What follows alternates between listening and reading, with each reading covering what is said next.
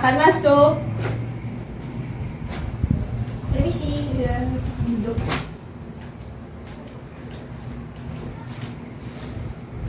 Sebelumnya perkenalkan diri terlebih dahulu. Baik, perkenalkan nama saya Fitri Triananda, biasa dipanggil Fitri. Sebelumnya kamu udah tahu tentang konseling atau udah pernah konseling? Belum. Jadi konseling itu sebuah bantuan yang diberikan yang mana ada namanya konselor sama konseling. Nah, di dalam konseling ini juga ada namanya asas kerahasiaan dan asas keterbukaan. Asas kerahasiaan itu tadi misalnya kayak konseling itu cerita kepada konselornya dan itu tidak akan dibocorkan, dan keterbukaan itu bagaimana konseling bisa terbuka kepada konselornya. Itu proses konseling ini berjalan 20 sampai 30 menit ke depan. Kalau misalnya tidak ada jalan menemukan jalan keluar, mungkin kita bisa bertemu di lain waktu. Oke, sebelumnya ada yang mungkin permasalahan atau hal yang kamu alami yang ingin kamu ceritakan?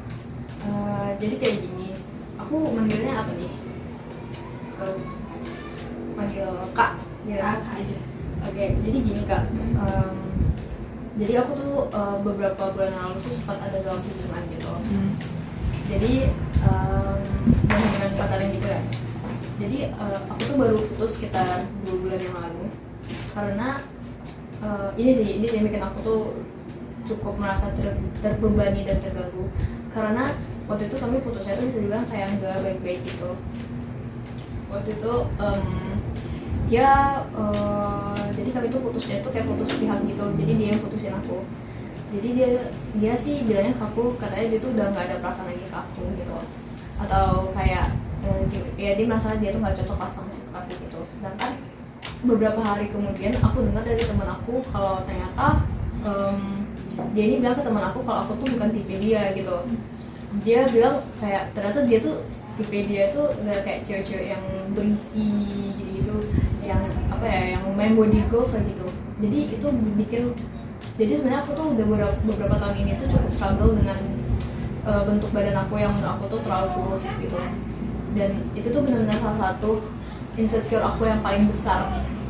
Jadi mendengar kalimat seperti itu tuh ngebikin rasa insecure aku yang sudah lumayan berkurang ini jadinya kembali lagi dan malah jadinya semakin besar gitu. Itu sih, jadi kayak aku tuh benar-benar kepikiran itu banget. Kayak padahal itu kejadian udah sekitar 2 bulan yang lalu, tapi aku masih nangisin itu tiap malam sampai sekarang. Jadi kayak gimana ya, aku tuh udah merasa aku tuh sampai kayak kaca aku, jadi aku di kamar tuh kayak kaca full face, full body gitu. Itu tuh sampai aku tutupin pakai tirai, saking aku tuh maluin dengan keadaan badan aku. Terus juga aku keluar rumah tuh selalu pakai baju tuh yang gede-gede biar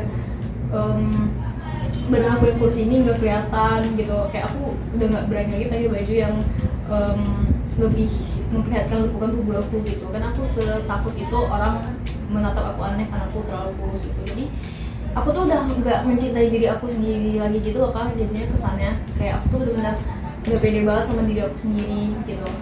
Jadi menurut aku itu udah lumayan sick sih, menurut aku itu udah lumayan toxic buat diri aku sendiri. Jadi kalau udah kayak gitu tuh gimana ya Kak cara aku untuk mengatasi ini gitu. Karena aku juga nggak mau dong membenci diri aku selama-lamanya kayak gini gitu.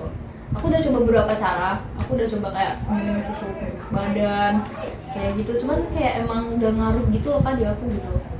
Jadi gimana ya guys, supaya aku tuh gak makin benci sama diri aku sendiri gitu. Karena aku juga jadi kasihan sama diri aku gitu. Berarti ini berawal dari yang cowok tadi ya, kayak Iya.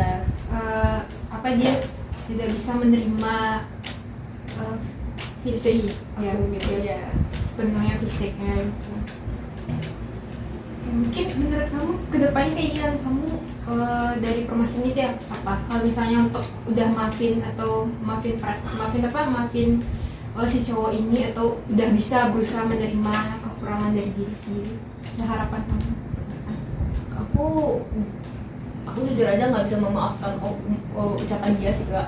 Karena menurut aku itu benar-benar nyakitin aku banget, dan itu bikin aku nge-trigger lagi ke insecurean aku gitu Kak. Jadi aku sulit sih untuk memaafkan orang ini lagi gitu.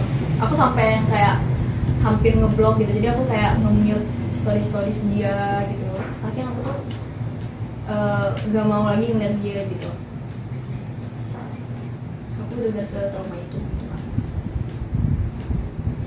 Mungkin yang tadi ya yang Fitri alamin, saya mungkin juga paham ya gimana rasanya mungkin diapain sama cowok karena fisik tadi ya. Aku yakin Fitri juga bisa melewati masalah itu tadi, bisa menerima diri Fitri dan bisa maafin dia lagi. Mungkin untuk apa sekian saja ya, maaf kalau misalnya ada salah kata. Assalamualaikum warahmatullahi wabarakatuh.